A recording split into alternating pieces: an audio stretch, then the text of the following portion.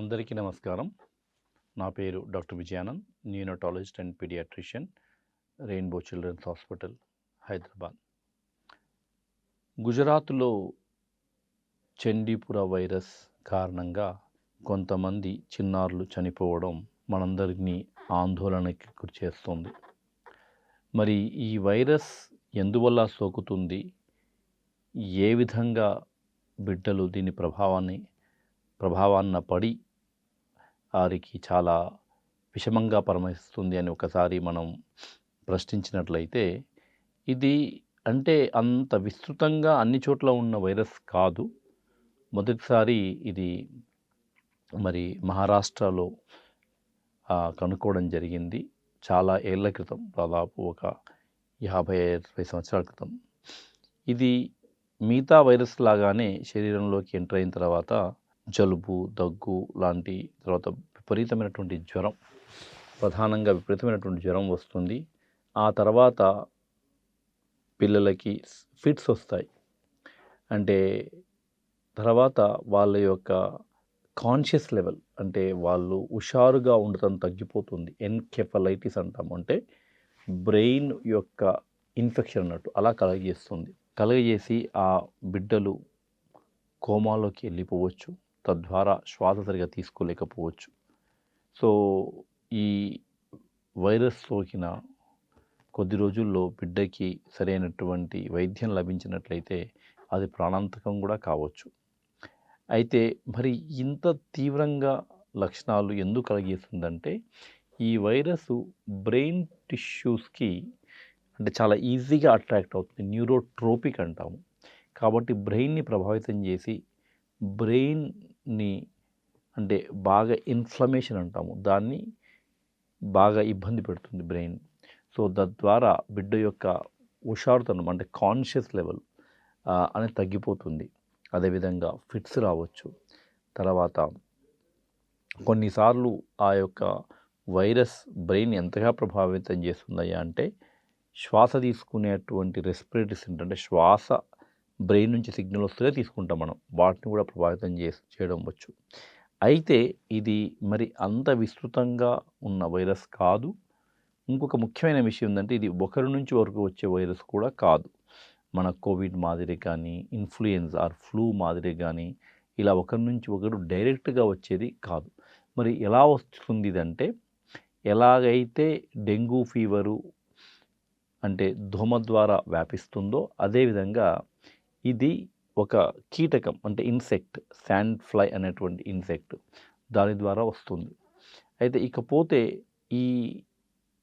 ఈ యొక్క ఇన్సెక్ట్ అనేది అంతటా ఉంటుందా అంటే, అది జనరల్గా అంటే ఎక్కడైతే సరైనటువంటి హైజీన్ లేదు, యూజువల్లీ ఈ చండీపుర వైరస్ అనేది అండర్ ప్రివిలేజ్డ్, అంటే సరైనటువంటి వసతులు లేకుండా బాగా ఎక్కడైతే కీటకాలు, అంటే ఈ ఇన్సెక్ట్స్ ప్రబలి ఉంటాయో అక్కడ ఈ వైరస్ ప్రబలుతుంది.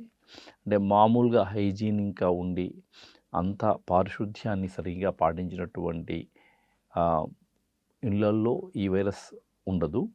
సో అయితే మరి దీన్ని ఏ విధంగా అరికట్టాలంటే, ఎలాగైతే మనం మస్కిటో బైట్, అంటే దోమ కాటు నుంచి మనం కాపాడుకునే ప్రయత్నం చేస్తామో, అదేవిధంగా మిగతా ఇన్సెక్ట్స్ ద్వారా, అంటే ఇప్పుడు ఇక్కడ శాండ్ ఫ్లై అనేటువంటి అదొక కీటకం. సో దాని నుంచి మనకి కాటు కాకుండా చూసుకోవాలి.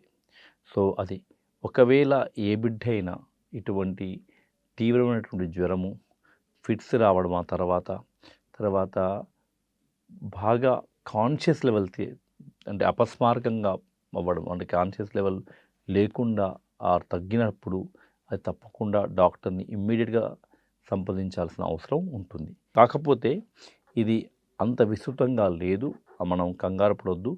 మామూలుగా కూడా పిల్లలకి జ్వరంతో పాటు ఫిట్స్ వస్తాయి, దాన్ని ఫెబ్రైల్ ఫిట్స్ అంటాము, అది కామన్.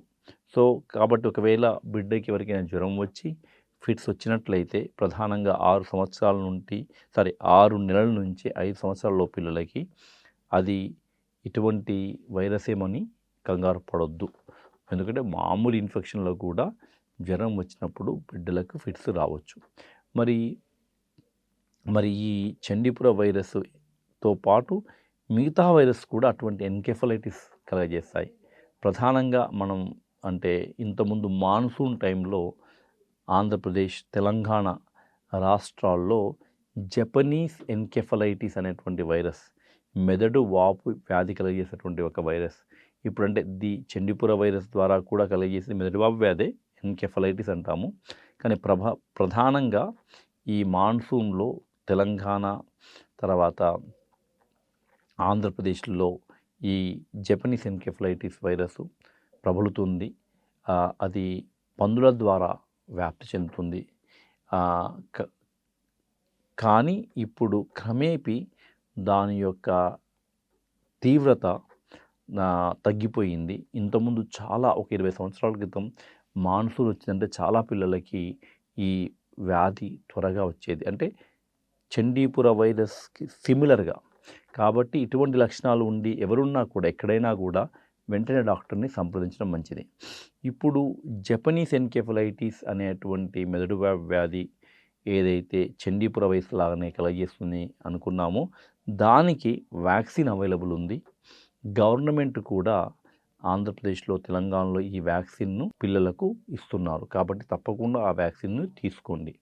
సో ఈ పేపర్‌లో చండీపుర వైరస్ గురించి వచ్చినటువంటి న్యూస్ చూసి తల్లిదండ్రులు కంగారు పడవద్దు. ప్రస్తుతానికి అటువంటి కేసులు ఉన్నట్టుగా మన దగ్గర నమోదు కాలేదు. కానీ తెలుసుకోవడం, అప్రమత్తంగా ఉండడం, మన జాగ్రత్తల్లో మనం ఉండడం ఎప్పటికైనా మంచిదే. కానీ ఆందోళన చెందరాదు. మరి జాగ్రత్తలు అంటే మన పరిసరాలు శుభ్రంగా ఉంచుకోవడం, ఎటువంటి కీటకాలు ఇన్సెక్ట్స్ అంటే వృద్ధి చెందకుండా, వాటి వ్యాప్తి చెందకుండా, అవి స్ప్రెడ్ కాకుండా అన్నీ చుట్టుపక్కల పరిసరాలు పరిశుభ్రంగా ఉంచుకోవడం, నిల్వ నీరు లేకుండా చూసుకోవడం. సో అదేవిధంగా ఎటువంటి ఇన్సెక్ట్ బైట్స్ అంటే ఈ కీటకాల నుంచి మనకి ఏమీ కుట్టకుండా చూసుకోవడానికి ఫుల్ స్లీవ్స్ వేసుకోవడము, సాయంత్రం కాగానే దోమతెర పెట్టేసుకోవడము, కిటికీలు, విండోస్ బంద్ చేసుకోవడము, ఇలా అన్ని రకాల జాగ్రత్తలు తీసుకొని ఈ వైరస్ ద్వారా వచ్చేటువంటి ఎన్కెఫలైటిస్ వ్యాధిని మనం నివారించగలుగుతాము. కాబట్టి తల్లిదండ్రులు కంగారు పడవద్దు. ఇది సీరియస్ డిసీజే. కానీ అది అటువంటి కేసులు మన దగ్గర ఉన్నట్టుగా ఇప్పటికీ ఎటువంటి వార్తలు లేవు. అప్రమత్తంగా ఉండండి. కానీ ఆందోళన చెందకండి. నమస్తే.